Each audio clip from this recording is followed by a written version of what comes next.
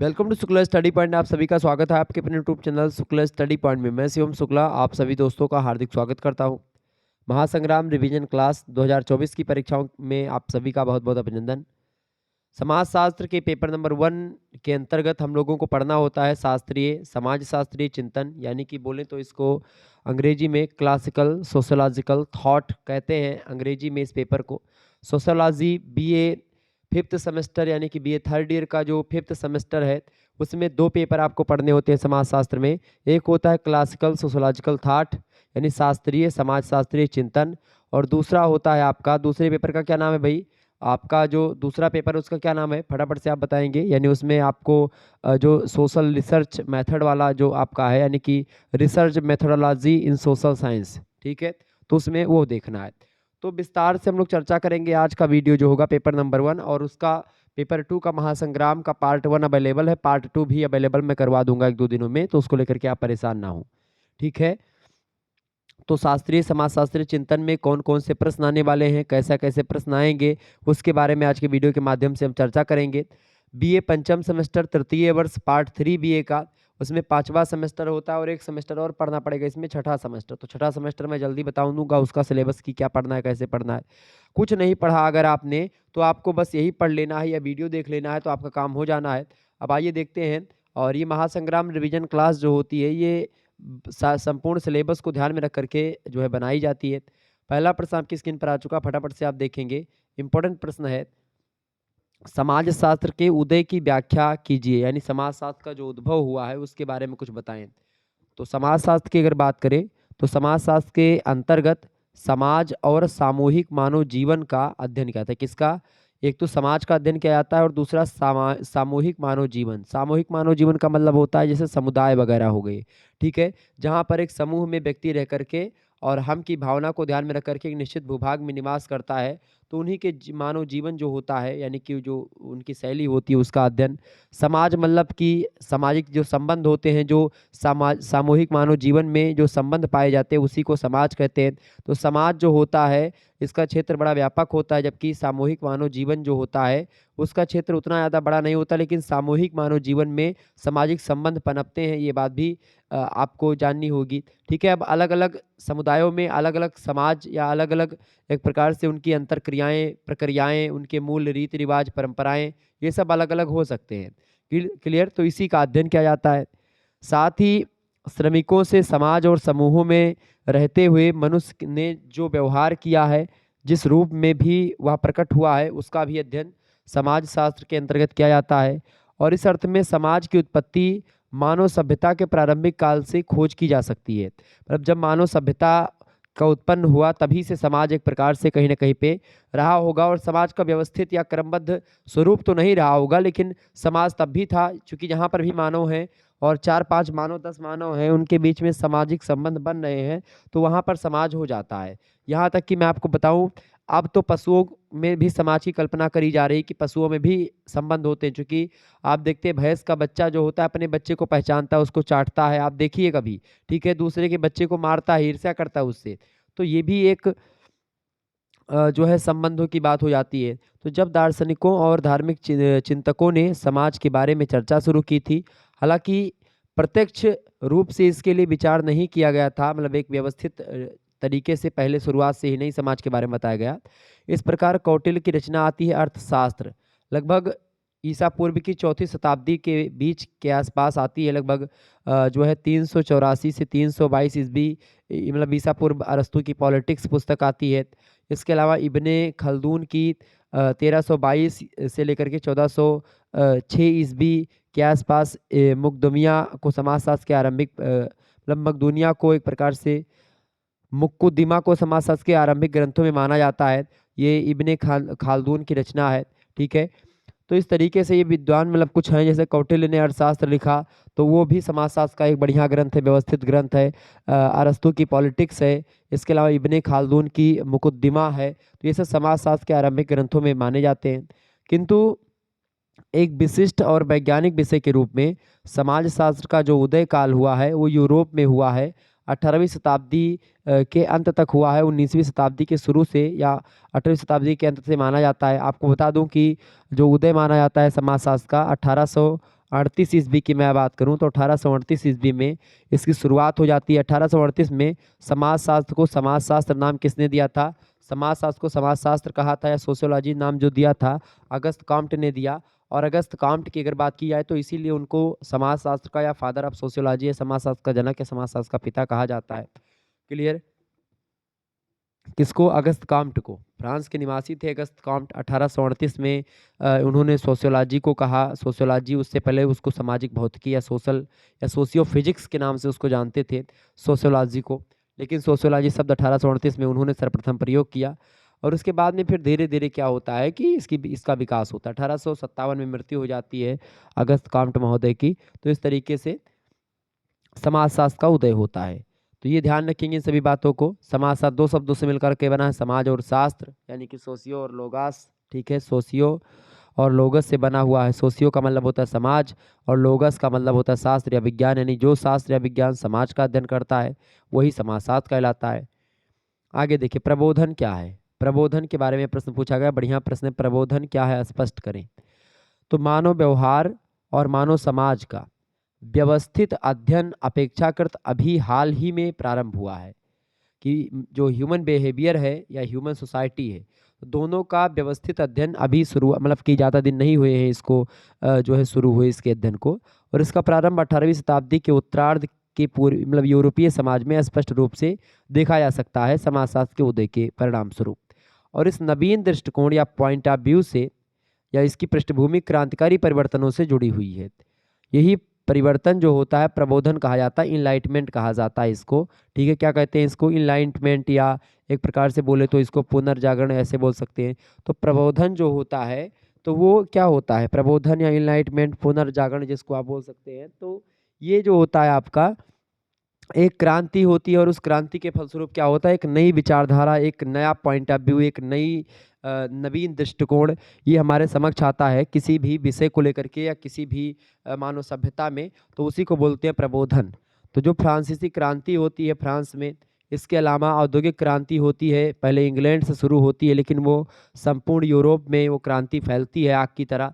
और इस औद्योगिक क्रांति और फ्रांसीसी क्रांति का प्रभाव मात्र यूरोप तक ही सीमित नहीं रहा, बल्कि संपूर्ण विश्व में आप देखेंगे कि इस क्रांति का प्रभाव पड़ा। और इन दोनों क्रांतियों के प्रभाव के परिणाम स्वरूप समाज एक नई विचारधारा, एक नए दृष्टिकोण को, एक नए पॉइंट ऑफ व्यू को लेकर के आगे बढ़ने लगा। वही नया पॉइंट ऑफ व्यू, वही नया प्रकार, वही नए रीति रिवाज, वही नई प्रथाएं, वही नए समाज के नियम, मूल्य, कायदे, परंपरा, कानून, ये सब जो नए नई चीज़ें आ रही थी समाज में विभिन्न क्रांतियों के परिणाम स्वरूप, चाहे फ्रांसीसी क्रांति हो 1889 की, चाहे औद्योगिक क्रांति हो। ठीक है, तो इन दोनों क्रांतियों के परिणाम स्वरूप क्या होता है? प्रबोधन यानी इनलाइटमेंट जो है उसकी विचारधारा सामने आती है। ठीक है, इन्हीं क्रांतियों के माध्यम से प्रबोधन लाया गया।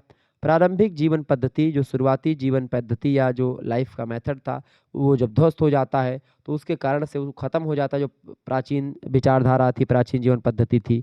ठीक है, तो उसके कारण से सामाजिक और प्राकृतिक दोनों ही प्रकार की दुनिया को समझने के लिए नई नई तकनीकों का, नए नए टेक्निक्स को विकसित करना पड़ा। और यही जो नई नई तकनीकें सामने आई, वही नई तकनीकें प्रत्यक्ष, सॉरी, उसको बोलते हैं प्रबोधन या इनलाइटमेंट या पुनर्जागरण। क्लियर? ध्यान रखेंगे इस बात को, तो आपसे पूछेगा तो आप बहुत ही आसानी से लिख पाएंगे और बहुत ही बारीकी के साथ समझा पाएंगे। क्लियर? प्रबोधन का मतलब या अभिप्राय होता है यूरोपीय इतिहास के उस काल से जिसमें 18वीं शताब्दी के फ्रांसीसी क्रांति, मतलब फ्रांसीसी दार्शनिकों की चेतना का प्रादुर्भाव हुआ या प्रभाव पड़ा। और इस युग में यह विश्वास जागृत हुआ कि प्रकृति और समाज दोनों का वैज्ञानिक तरीके से अध्ययन किया जा सकता है। और इस दौरान मानवीय तार्किकता और प्रगति के विचार विकसित हुए। मनुष्य हर एक चीज़ को तर्क के आधार पर रख करके देखने लगा, वैज्ञानिकता के आधार पर उसको चेक करने लगा।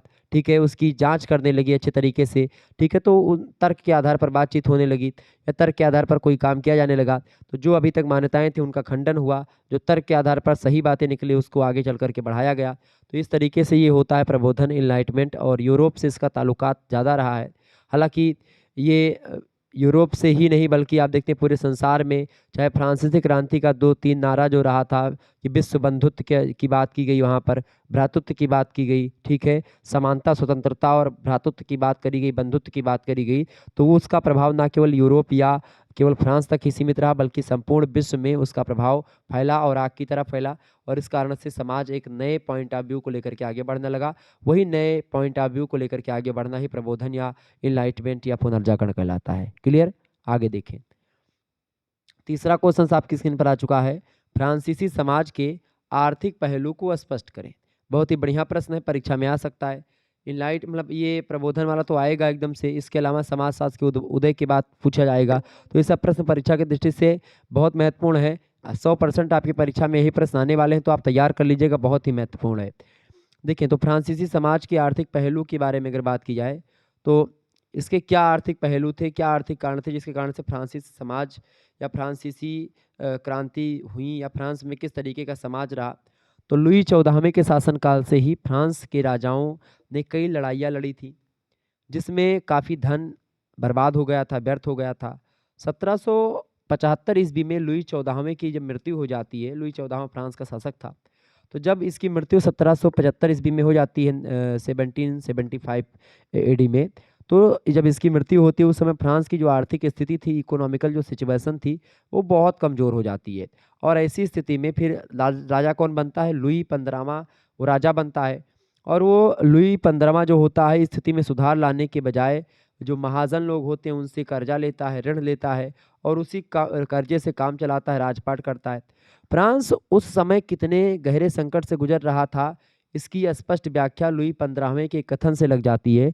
लुई 15वां जो कि लुई 14वें के बाद उसकी मृत्यु के बाद में 1775 के बाद गद्दी पर बैठता है, वो खुद कहता है कि मेरे बाद प्रलय, यानी कि आफ्टर मी द डिले से स्पष्ट हो जाती है कि भाई मेरे बाद प्रलय हो जाएगी, मेरे बाद सब नष्ट हो जाएगा। तो लुई 16वां एक कमज़ोर शासक भी था। लुई 15वें के बाद में लुई 16वां गद्दी पर बैठता है। वो एक कमज़ोर शासक था जिसे फ्रांस का दिवालिया सरकार विरासत में मिल चुकी थी, क्योंकि फ्रांस की जो सरकार थी वैसे ही दिवालिया मिटने की कगार पर थी, तो उसी को दिवालिया बोलते हैं। तो वो विरासत उसको मिल जाती है और उसकी पत्नी थी लुई 16वां की, उसका नाम था मेरी जो है अंतुआनते। मेरी अंतुआनते जो थी वो अपनी शाही खर्च के साथ साथ एक इतिहास प्रसिद्ध वाक्य के लिए भी जानी जाती हैं। फ्रांस की जो महारानी है लुई 16वां की पत्नी जी, तो वो कहती हैं कि जब भूखी नंगी जनता थी, जब फ्रांस में एकदम से मर रही थी भूखी जनता, जब उसको खाना मांगने के लिए महल में जनता आती है लुई 16वें के महल में कि भाई मतलब कि मतलब अकाल पड़ा है, भोजन दे दीजिए, खाने की बात करती है जनता।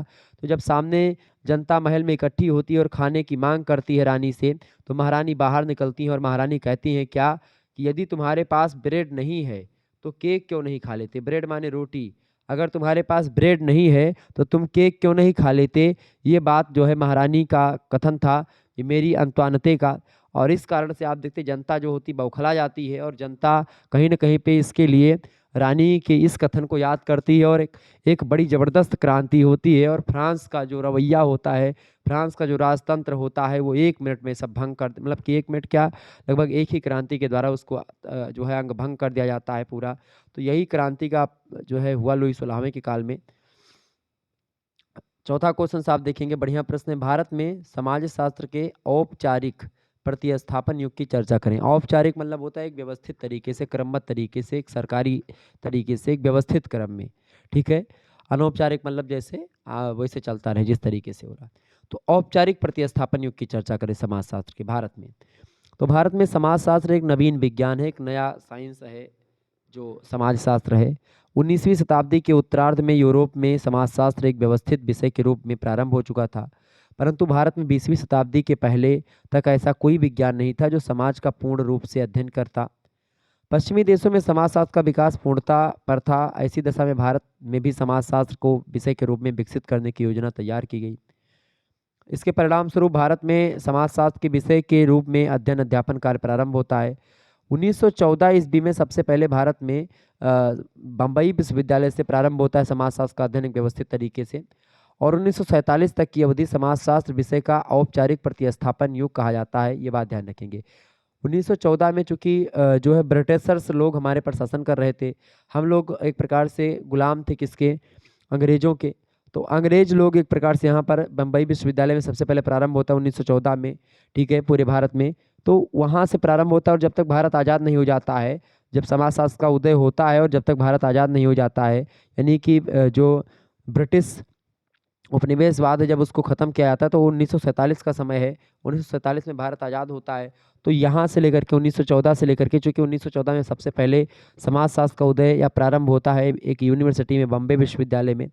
तो इस तरीके से वहाँ से लेकर के और जब तक भारत आज़ाद नहीं हो जाता है तब तक का जो युग है, तब तक का जो समय है, उसी को औपचारिक प्रतिस्थापन का युग कहा जाता है। ये बात ध्यान रखेंगे। तो आपसे पूछेगा औपचारिक प्रतिस्थापन युग की चर्चा करें भारत में, तो आप बता सकते हैं यही युग। ठीक है। आगे देखिए 5 नंबर प्रश्न है, फ्रांस की क्रांति के समय यूरोपीय दशा का वर्णन कीजिए। यूरोप की क्या दशा थी फ्रांसीसी क्रांति के समय? बढ़िया प्रश्न है, बताएं। तो फ्रांस की क्रांति के समय यूरोप में छोटे बड़े तमाम प्रकार के राज्य थे। छोटे छोटे राज्यों में, बड़े बड़े राज्यों में बटा हुआ था पूरा का पूरा फ्रांस। और उनकी प्रशासन संबंधी व्यवस्था सभी की अलग अलग हुआ करती थी राजाओं की। उस समय यूरोप में एकता का अभाव था, यानी एकता की कमी थी। 1789 ईस्वी में इंग्लैंड एक प्रथम श्रेणी का व्यापारिक और औपनिवेशिक साम्राज्य था। यानी एक समय 1789 ईस्वी की बात करें तो इंग्लैंड जो था वो सबसे बढ़ चढ़ करके हर जगह पर भाग ले रहा था। चाहे भारत की बात करें, चाहे अन्य देशों की बात करें, हर जगह पर अपना व्यापार फैला रहा था, अपना औपनिवेशिक जो सोच थी, औपनिवेशिक जो साम्राज्य था उसको बढ़ा रहा था। और फ्रांस भी यही करता था, लेकिन फ्रांस हर जगह पर हार जाया करता था। तो इस तरीके से संसदीय शासन प्रणाली के अंतर्गत जॉर्ज तृतीय राजा था और उसने दृढ़ संकल्प के साथ फ्रांसीसी क्रांति का सामना किया। तो इस तरीके से आप देखते हैं कि फ्रांस की क्रांति जो है वो यूरोपीय दशा जो उसकी रही है वो कहीं ना कहीं पे चूंकि आप देखते हैं कि जो फ्रांस है वो इंग्लैंड से और फ्रांस से मार होती रहती थी, झगड़ा होती रहती थी। और यही कारण था कि भाई इंग्लैंड के जो बढ़ती हुई सिचुएशन थी उसको देख करके फ्रांस में जो है अपने आप में ही वैसे तबाही मची रहती थी कि भाई इंग्लैंड आगे जा रहा है। क्रांति के समय इटली नाम का कोई राष्ट्र नहीं था और यह मात्र भौगोलिक अभिव्यक्ति थी इटली। यद्यपि इटली का अतीत दैदीप्यमान था, परंतु उसकी महानता की पुनः प्राप्ति दूर थी। जर्मनी में 360 से भी अधिक छोटे छोटे राज्य थे जिन्हें सीधे पवित्र रोमन साम्राज्य से अधिकार प्राप्त थे। और हैप्सबर्ग वंश ऑस्ट्रिया में शासन कर रहा था। यहाँ राज्यों, नस्लों और भाषाओं का विचित्र मिलन था। प्रसा तत्कालीन समय में सही अर्थों में राष्ट्र कहा जा सकता था, जहाँ होहेन-जोलर्न वंश का शासन था। ठीक है। यूरोप महाद्वीप में रूस का राज्य सर्वाधिक विस्तृत था। यहाँ का समाज ग्रीक चर्च का अनुयायी था। तो इस तरीके से ये कुछ यूरोपीय दशा थी जो फ्रांसीसी क्रांति के समय की मैंने बताई। यूरोप में क्या क्या चीज़ें चल रही थी, ठीक है, उसके बारे में यहाँ पर आपको जानना चाहिए। ठीक है। ये इंग्लैंड की क्या थी जो है सिचुएशन, रूस की क्या, तो इस तरीके से यूरोप में सब सिचुएशन थी। फ्रांस की क्रांति के समय जो शासक था वो लुई, फ्रांसीसी क्रांति का सामना जो है, फ्रांसीसी क्रांति वैसे लुई 16वें के शासनकाल में हुई है। ठीक है, ये बात ध्यान रखेंगे। आगे देखिएगा, अगला प्रश्न आपकी स्क्रीन पर आ चुका है। अगला प्रश्न है, औद्योगिक क्रांति कब हुई, व्याख्या करें। बढ़िया प्रश्न, परीक्षा में 100% आएगा। औद्योगिक क्रांति जो हुई है 1760 ईस्वी के आसपास ब्रिटेन से प्रारंभ होती है। यानी यूरोप में जो इंग्लैंड देश है, ब्रिटेन में मुश्किल से 3 देश शामिल हैं, मतलब कि मुख्य रूप से, और वहीं से प्रारंभ होती है। और इससे पहले इंग्लैंड तथा अन्य यूरोपीय देशों के पश्चात अन्य महाद्वीपों में भी लोगों के सामाजिक और आर्थिक जीवन में जबरदस्त परिवर्तन आया। यूरोप में विशेषकर इंग्लैंड द्वारा नए क्षेत्रों की खोज हुआ। इसके साथ साथ व्यापार और वाणिज्य में वृद्धि और शहरों में विकास होने के कारण से चीज़ों की मांग बढ़ने लगी। कपड़ा जैसी परंपरागत उपभोक्ता वस्तुओं का निर्माण पहले घरेलू स्तर पर हुआ करता था। अब उत्पादन की घरेलू परंपरा मतलब जो थी, जो प्रचलित थी, उसको खत्म कर दिया गया। औद्योगिक क्रांति के परिणाम स्वरूप क्या हुआ, मशीनों का विकास हुआ, नए नए औजारों और नई नई तकनीकों का, नई नई टेक्नोलॉजी का विकास हुआ, जिनसे व्यापक पैमाने पर वस्तुएं तैयार होने लगीं। 1760 से लेकर के 1830 ईस्वी के बीच औजारों, तकनीकों और उत्पादन के प्रबंध में कई नए आविष्कार होते हैं, जिनसे उत्पादन की फैक्ट्री प्रणाली अस्तित्व में आती है। फैक्ट्री की स्थापना हो जाती है, मशीनें लगने लगती हैं हर चीज़ के लिए। इस प्रकार उत्पादन की सामंतवादी प्रणाली के स्थान पर पूंजीवादी प्रणाली का विकास प्रारंभ हो जाता है। उद्योगपतियों का वर्ग उभर करके सामने आया, जिसने औद्योगिक प्रणाली को नियंत्रित किया। और इस क्रांति के कारण समाज में हाथ से बनी जो वस्तुएं थी, मतलब उसका वस्तुओं का जो पुराना युग था, जो हाथ से यानी हथकरघा वगैरह का प्रयोग करके लोग बनाते थे, हाथों से सारी चीज़ें होती थी, अब वो ख़त्म हो जाता है। और ऐसे में जो तमाम प्रकार की वस्तुएं जो हाथों से बनती थी, अब वो सारी वस्तुएं मशीनों से बनने लगती हैं और इस तरीके से यंत्र निर्मित वस्तुएं इस नए युग की पहचान बन जाती है। और ये थी आपकी फ्रांसीसी क्रांति, मतलब इंग्लैंड की क्रांति या ब्रिटेन की क्रांति या औद्योगिक क्रांति बोले तो ठीक है। रक्तहीन क्रांति, बिना एक प्रकार से एक बूंद खून की क्रांति संपन्न हो जाती है। आगे देखिएगा, अगला प्रश्न आपकी स्क्रीन पर आ चुका है। 7वां प्रश्न, बढ़िया प्रश्न, परीक्षा की दृष्टि से ध्यान रखेंगे। बताएं, सामाजिक चिंतन पर टिप्पणी करिए। सामाजिक चिंतन पर टिप्पणी करिए। तो सामाजिक चिंतन से अभिप्राय समाज के विभिन्न पहलुओं से संबंधित है, और जो विभिन्न पहलुओं से संबंधित जो सोच विचार हैं, जो विचारधारा है, उसी से रिलेटेड है सामाजिक चिंतन। इसका लंबा इतिहास रहा है सामाजिक चिंतन का, चूंकि समाज शास्त्र विषय का औपचारिक उद्भव जो हुआ है और विकास वो 1838 ईस्वी में हुआ, इसीलिए इससे पहले के चिंतन को हम सामाजिक चिंतन कहते हैं। ठीक है, उसको क्या बोलते हैं? सोशल थॉट बोलते हैं, जो 1838 से पहले समाजशास्त्र में नियम कायदे थे। सामाजिक चिंतन और समाजशास्त्रीय चिंतन को समानार्थक रूप में प्रयोग किया जाता है। सामाजिक चिंतन वह है जो 1838 से पहले का समाजशास्त्र का चिंतन था। समाजशास्त्रीय चिंतन वो है जो 1838 के बाद से हुआ। ठीक है, दोनों में, दोनों का प्रयोग एक प्रकार समान अर्थ के रूप में या एक ही जैसे के रूप में प्रयोग कर सकते हैं। समाजशास्त्रीय चिंतन अमूर्त होता है और यह सामाजिक जीवन, सामाजिक समस्याओं और समाज के अन्य पहलुओं से रिलेटेड होता है। इसकी प्रकृति विकासवादी होती है।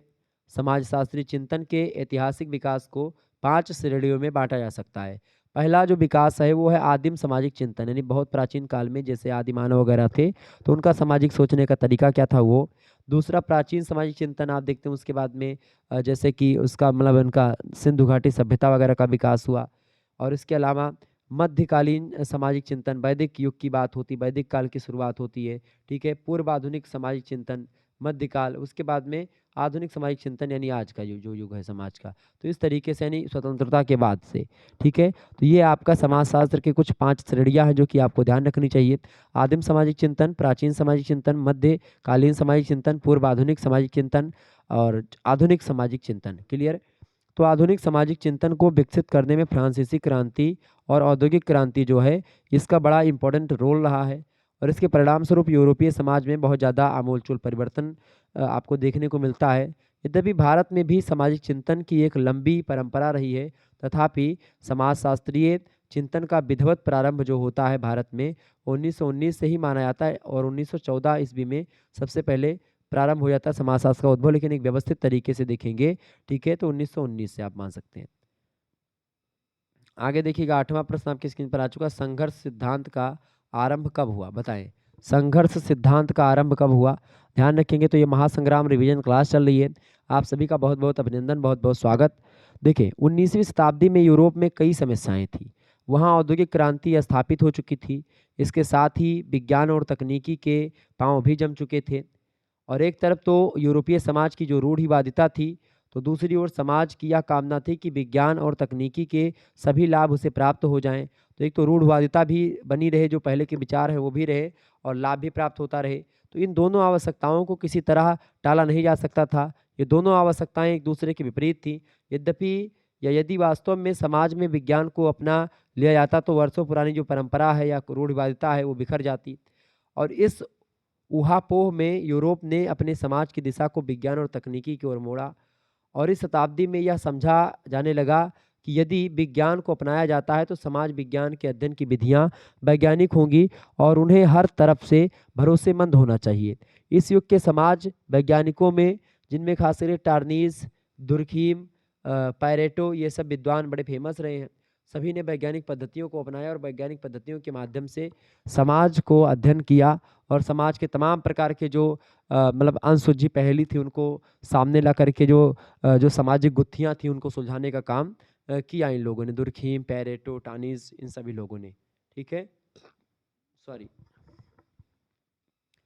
आगे देखिएगा, अगला प्रश्न आपकी स्क्रीन पर आ चुका। 9वां नंबर प्रश्न है, कॉम्टे के प्रत्यक्षवाद की परिभाषा दीजिए।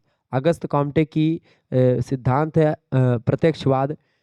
प्रत्यक्षवाद के बारे में अगर बताऊं तो फियर चाइल्ड महोदय कहते हैं कि प्रत्यक्षवाद एक वैज्ञानिक सिद्धांत है। क्या है? एक वैज्ञानिक सिद्धांत है जिसका उद्देश्य सभी मानव के भौतिक, बौद्धिक और नैतिक उन्नति की निरंतर वृद्धि से बंधा हुआ है। बोगाडर्स महोदय कहते हैं कि प्रत्यक्षवाद जो है संसार को देखने का एक बौद्धिक तरीका है। उनका विचार है कि मस्तिष्क की घटनाओं को अवलोकन और वर्गीकरण पर केंद्रित करना चाहिए।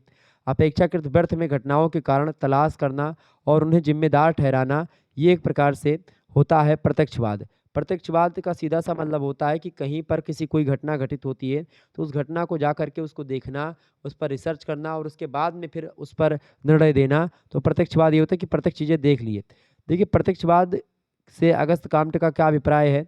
अगस्त काम्ट प्रत्यक्षवाद का मतलब बताते हैं निरीक्षण, यानी जाकर के उसको बढ़िया तरीके से परीक्षण किया जाए, निरीक्षण किया जाए, उसका प्रयोग करें, प्रैक्टिकल किया जाए, उसको बांट देकर कैटेगराइजेशन कर दें, वर्गीकरण कर दें उसका। इसके आधार पर घटनाओं की व्याख्या करना और उन्हें समझना ही काम्ट का प्रत्यक्षवाद है। यानी मतलब एकदम से आप मान करके चलो, कोई घटना होती तो सबसे पहले उसका निरीक्षण करें, उसके बाद में उस घटना का परीक्षण करें, उस घटना पर प्रयोग करें और फिर उसका वर्गीकरण करें, उसका डाटा इकट्ठा करें और उस पर रिसर्च करें। ठीक है। रोलिन चैम्बलिस ने प्रत्यक्षवाद की विशेषताओं को कई तरीके से समझाया है, बताया है कि प्रत्यक्षवाद है क्या। देखिए, प्रत्यक्षवाद से प्रश्न आपकी परीक्षा में 100% आएगा, ध्यान रखेंगे इस बात को।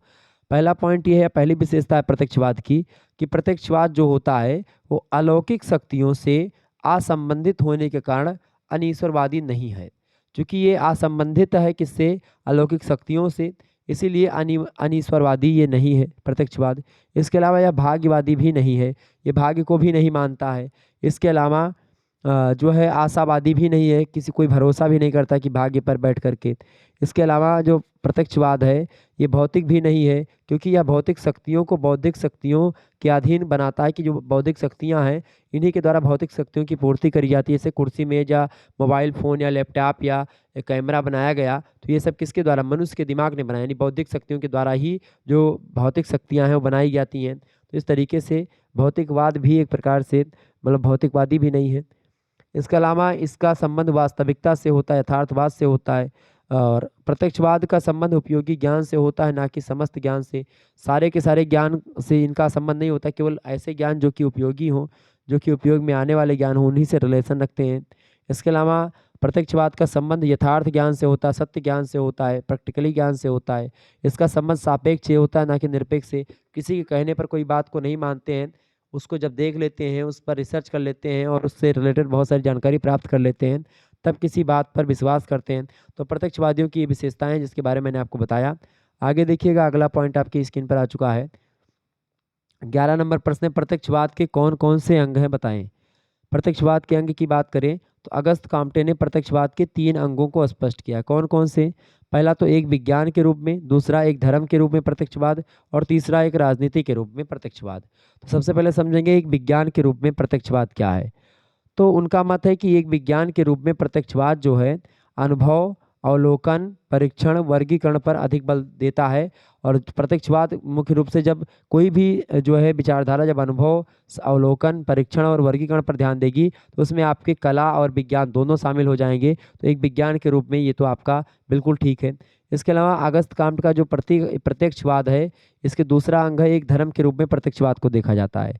एक धर्म के रूप में प्रत्यक्षवाद समाज की भौतिक, बौद्धिक और नैतिक प्रगति करना चाहता है, ठीक है, और दूसरों की अधिक से अधिक सेवा करना चाहता है प्रत्यक्षवाद। तो ये एक धर्म के रूप में भी अच्छा प्रत्यक्षवाद माना जाता है। इसके अलावा एक राजनीति के रूप में अगर देखें तो एक राजनीति के रूप में प्रत्यक्षवाद का आशय युद्ध को समाप्त कर विश्व तथा प्रमुख रूप से यूरोप के राज्यों का एक मंडल बनाना चाहता है कि ताकि सभी लोग मिलजुल करके काम करें, यानी कि जो यूरोपीय एकता है उसको सुदृढ़ बनाना, उसको आगे बढ़ाना। समाज में परिवर्तन के लिए यह हिंसात्मक उपायों का विरोधी था। जो हिंसा का सहारा लेते थे उनके साथ प्रत्यक्षवादी नहीं हुआ करते थे। तो प्रत्यक्षवादी सीधा सीधा एक प्रकार से हिंसात्मक उपायों के विरोधी हुआ करते थे। अगर किसी घटना या किसी समस्या का उपाय हिंसात्मक है तो ऐसे हिंसात्मक उपायों को नहीं मानते थे, केवल अहिंसात्मक उपायों को या फिर कम हिंसात्मक उपायों को मान सकते थे। ठीक है। तो एक राजनीति के रूप में भी प्रत्यक्षवाद होता है और एक धर्म के रूप में भी सुटेबल है और एक विज्ञान के रूप में ठीक ठाक माना जाता है। इस प्रकार काम्ट ने प्रत्यक्षवाद को एक विज्ञान, एक धर्म और एक राजनीति के रूप में स्वीकार किया है। काम्ट का प्रत्यक्षवाद प्रेम, व्यवस्था, प्रदर्शन, प्रोत्साहन में विश्वास करता है और दूसरों के लिए जीना इसका लक्ष्य है और यही नारा है कि दूसरों के लिए जीना है। क्लियर? तो ये है प्रत्यक्षवाद का लक्ष्य और नारा, या प्रत्यक्षवाद के बारे में कुछ बातें जो कि अगस्त काम्ट के विचार हैं, इसके बारे में आपने समझा। 12वां क्वेश्चन आपकी स्क्रीन पर आ चुका है। काम्ट ने 3 स्तरों के नियम की अवधारणा क्या है? जो अगस्त काम्ट की 3 स्तर के नियम की अवधारणा है वो क्या है? 3 स्तर के नियम क्या हैं? सबसे पहला, काम्ट ने चिंतन की या विचार की या एक प्रकार से अपने थॉट की 3 अवस्थाओं के नियम बताए हैं। पहला धार्मिक स्तर, दूसरा तात्विक स्तर और तीसरा प्रत्यक्ष या वैज्ञानिक स्तर। ठीक है? इन्होंने कहा कि हमारी प्रमुख विचारधाराएं जो होती हैं हमारे ज्ञान की प्रत्येक शाखा एक के बाद एक 3 सैद्धांतिक अवस्थाओं से होकर के गुजरती हैं। सबसे पहली कोई जो विचारधारा होती है वो धार्मिक होती है, काल्पनिक अवस्था की होती है। सबसे पहले कोई विचार आता है तो सबसे पहले वो धर्म से उठता है, धर्म से ही आगे बढ़ता है और फिर कल्पना या आप करते हैं या धर्म से ही रिलेटेड होता है, 2 चीज़ें। दूसरी बात, तत्व दार्शनिक या अमूर्त व्यवस्था, यानी अमूर्त व्यवस्था का मतलब क्या होता है? तात्विक स्तर। ठीक है? तात्विक स्तर का मतलब एक प्रकार से अमूर्त व्यवस्था, विचार जो होते हैं वो। तीसरी बात, प्रत्यक्षवादी या वैज्ञानिक अवस्था, उसको जा करके जो भी घटना या जो भी चीज़ें हैं उसको प्रत्यक्ष तरीके से या वैज्ञानिक तरीके से उसको मूल्यांकित किया जाए। तो ये 3 अवस्थाओं के नियम होते हैं चिंतन की। चिंतन की 3 अवस्थाएं, एक धार्मिक चिंतन, एक तात्विक चिंतन या दार्शनिक चिंतन या एक प्रकार से प्रत्यक्षवादी या वैज्ञानिक दर्शन। क्लियर? तो ये 3 स्तर के नियम इनके हैं प्रत्यक्षवाद के। काम्टे के अनुसार विज्ञान की विभिन्न शाखाओं का विकास इन्हीं 3 स्तरों से हुआ है। पहले वो धर्म से निकला, उसके अंदर फिर उसका तत्व और दर्शन की बात की गई, अमूर्त अवस्था के बारे में बात की गई, विचार आए, फिर उसके अंदर वैज्ञानिक अवस्था के द्वारा उसको पुष्टि कर दी गई और विचार या एक प्रकार से उनकी तमाम प्रकार की जो है मतलब समाजशास्त्र के जो प्रत्यक्षवाद शाखा है उसका उत्पन्न होता है। तो विज्ञान की जो विभिन्न शाखाएं हैं उनका विकास इन्हीं स्तरों से हुआ है। 13 नंबर क्वेश्चन आप देखेंगे। प्रश्न है, सामाजिक तथ्य को परिभाषित कीजिए। दुर्खीम महोदय ने सामाजिक तथ्य को परिभाषित करते हुए लिखा है, सामाजिक तथ्य की अवधारणा सोशल फैक्ट की अवधारणा किसने दी है? तो इमाइल दुर्खीम ने दी है। तो दुर्खीम कहते हैं कि सामाजिक तथ्य या सोशल फैक्ट जो होता है वो कार्य करने का एक तरीका होता है, एक ऐसा तरीका होता है या वह प्रत्येक तरीका है, चाहे वह निश्चित हो चाहे या नहीं निश्चित हो, जो व्यक्ति पर बाहरी रूप से दबाव डालने की क्षमता रखता हो।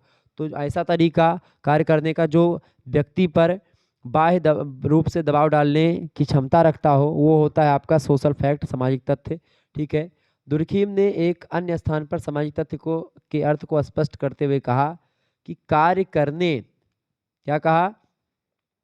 कार्य करने, विचार करने या अनुभव करने के माध्यम से या मतलब कि करने के वे माध्यम सम्मिलित हैं इसमें सामाजिक तथ्य में, जो व्यक्ति के लिए बाह्य होते हैं और जो अपनी दबाव शक्ति के माध्यम से व्यक्ति को नियंत्रित करते हैं। जैसे कोई घटना होती है उसमें सामाजिक फैक्ट बड़ी इंपॉर्टेंट भूमिका निभाता है। आप किस तरीके का विचार देंगे, इसमें सामाजिक तथ्यों की बड़ी इंपॉर्टेंट भूमिका होती है। दुर्खीम ने अन्य स्थान पर कहा कि सामाजिक तथ्यों की परिभाषा के बारे में कि ये कार्य करने, विचार करने और अनुभव करने के वे माध्यम हैं जिनमें व्यक्तिगत चेतना से बाहर भी अस्तित्व को बनाए रखने की उल्लेखनीय विशेषता होती है। तो ये होते हैं आपके सामाजिक तथ्य जिसकी अवधारणा इमाइल दुर्खीम ने दी। आगे देखिए 14 नंबर प्रश्न आपकी स्क्रीन पर आ चुका है। यांत्रिक एकता पर टिप्पणी कीजिए। यांत्रिक एकता बड़ी इंपॉर्टेंट जो है एक प्रकार से विचारधारा है। परीक्षा में प्रश्न यहाँ से ये प्रश्न हमेशा आता है। तो यांत्रिक एकता क्या है? सरल, आदिम और प्राचीन समाजों में यांत्रिक एकता पाई जाती है। ठीक है? सरल समाज कौन से हैं? प्राचीन समाज हैं, यानी कि जिसमें केवल रोटी कपड़ा मकान की बात होती है। ठीक है? उनको टीवी नहीं लगवाना है, उनको मोबाइल में नेट नहीं डलवाना है। ठीक है? ये ध्यान रखेंगे। उनको कोई डिग्री हासिल नहीं करनी, उनको पढ़ाई लिखाई नहीं करनी, उनको बस खाने से मतलब है, रहने से मतलब है और एक प्रकार से क्या मतलब है? रोटी कपड़ा और मकान पहनने से मतलब है। तो सरल समाज इसीलिए उसको कहते हैं। आदिम समाजों में एक प्रकार से यही सारी चीज़ें होती। तो प्राचीन समाज में यांत्रिक एकता पाई जाती थी। ठीक है? समूहों के सदस्यों में पाई जाने वाली समानताएं इस एकता का आधार होती थी। समानता के आधार पर लोग एक दूसरे से जुड़ जाया करते थे। इन समाजों में लोगों की परिस्थितियों और भूमिकाओं, यानी कि उनकी जो सिचुएशंस है, जो उनके रोल हैं, उनमें विचारों में उनके जो विचार हैं, विश्वास हैं, जीवन शैलियाँ हैं, उन सभी में इसके अलावा मानसिक, सामाजिक और नैतिकता में समानता पाई जाती है। सरल, आदिम और प्राचीन समाजों का आकार बहुत छोटा होता है। लोगों की आवश्यकताएं सीमित होती हैं, लगभग समान भी होती हैं, चूँकि रोटी कपड़ा मकान बस यही वो सोचते हैं, ज़्यादा वो रखने वगैरह की नहीं सोचते हैं, ना ज़्यादा तमाम प्रकार के चीज़ों का विकास होता है। तो उन पर परंपरा, जनमत और धर्म का नियंत्रण और दबाव होता है इन लोगों पर। ठीक है? आँख मूंद करके लोग इनका पालन करते हैं, जो भी धर्म में बताया गया है, जो जनता कहती है, जो समाज के नियम है, उसका पालन करते हैं कि भाई हमारे बाप दादा ये कराए हैं तो हम भी वही करेंगे। तो वो उसका पालन करते हैं आँख मूंद करके, उसको तर्क के आधार पर नहीं देखते हैं। अपने कर्तव्यों का निर्वाह करते हैं। व्यक्ति का व्यक्तित्व समूह के व्यक्तित्व में घुल जाता है। समूह जो कहता है वही व्यक्ति करता है, तो इसीलिए व्यक्तित्व समूह जो होता है, व्यक्ति का व्यक्तित्व जो समूह का व्यक्तित्व होता है उसी में घुल जाता है। ठीक है। तो यह समूह के साथ यंत्रवत सोचता है। जैसे समूह अगर सोचता जो ग्रुप होते हैं वो जैसा बताते हैं, चाहे वो ग्रुप सही कर रहा हो चाहे गलत कर रहा हो, सभी व्यक्ति एक प्रकार से मशीन की भांति सोचते हैं, जो उनके उनके अंदर मान लेते हैं फिट कर दिया गया है कि आपको जैसा ये करना है या ऐसा निर्देश मिलेगा तो ऐसा ही करना है। जैसे रोबोट को जैसा निर्देश डालेंगे वैसा ही करेगा। तो वही यंत्र की भांति काम करता है ना रोबोट। या आप जितना देर पर अलार्म लगाओगे तो मोबाइल आपका उतने ही समय पर बाजेगा। तो एक यंत्र के हिसाब से, मतलब यंत्र है मोबाइल, और यंत्र जो होता है अपने करेक्ट समय पर होता है। तो इसी ऐसे ही यंत्र की ही भांति पहले के समाज के लोग जैसा समूह बोलता था वैसा करते थे। जो समाज के नियम होते थे उनसे लोग आगे नहीं बढ़ते थे, उनको लोग तोड़ते नहीं थे। ठीक है। कार्यकर्ता मतलब कि जो भी समूह के साथ, मतलब जो भी समूह कहता वही कार्य करना, वही आज्ञाओं का पालन करना समूह के। तो इस प्रकार के आचरण से स्थापित एकता को ही यांत्रिक एकता कहा गया है। दुर्खीम ने दमनकारी कानून और यांत्रिक एकता को परस्पर संबंधित माना है कि भाई दमनकारी कानून मतलब क्या होता है कि जैसे कि जो निरंकुश शासन होता है वो अपने मर्जी से जो कुछ चाहता है वो करवाता है। तो ऐसे प्राचीन समाजों में भी था कि भाई समूह जो कहता था वही लोगों को, मतलब लोग वही उसी को करते थे। ठीक है। और इसी एकता की व्याख्या के दौरान ही आपने अपराध, दंड और सामूहिक चेतना की व्याख्या प्रस्तुत करी है। किसने? इन्होंने। ठीक है। किसने? इमाइल ने, इमाइल दुर्खीम ने। अगला प्रश्न 15वां नंबर, सावयवी एकता क्या है? सावयवी एकता का सिद्धांत क्या है, फटाफट से आप बताएंगे। सावयवी एकता की अगर बात की जाए तो दुर्खीम महोदय के मतानुसार सामाजिक विकास के साथ साथ सामाजिक सदस्यों में विवेक जागृत होता जाता है। वे अपने व्यक्तित्व के प्रति सचेत हो जाते हैं और परिणाम स्वरूप समाज में एकता, मतलब एक एकता का जन्म होता है जो स्वाभाविक प्रकार की होती है। स्वाभाविक एकता में व्यक्ति श्रम विभाजन के परिणाम स्वरूप अपना विशिष्ट निर्धारित प्रकार करते हैं, परंतु उनका उद्देश्य समाज रूपी शरीर को दृढ़ता एवं संपन्नता प्रदान करना होता है कि समाज जितना दृढ़ होगा, जितना आगे बढ़ेगा, जितना संपन्न होगा, उसमें हमारी भलाई। तो इसको बोलते हैं स्वाभाविक एकता। जिस प्रकार शरीर के समाप्त हो जाने पर उसके अंग का महत्व समाप्त हो जाता है, ठीक उसी प्रकार से समाज की दृढ़ता और समाज की अनुपस्थिति में व्यक्तियों का महत्व नहीं रहता है। और ये स्वाभाविक एकता का सिद्धांत दिया था किसने? स्वाभाविक एकता का सिद्धांत दिया था हर्बर्ट स्पेंसर ने समाज में। ठीक है, ध्यान रखिएगा इस बात को।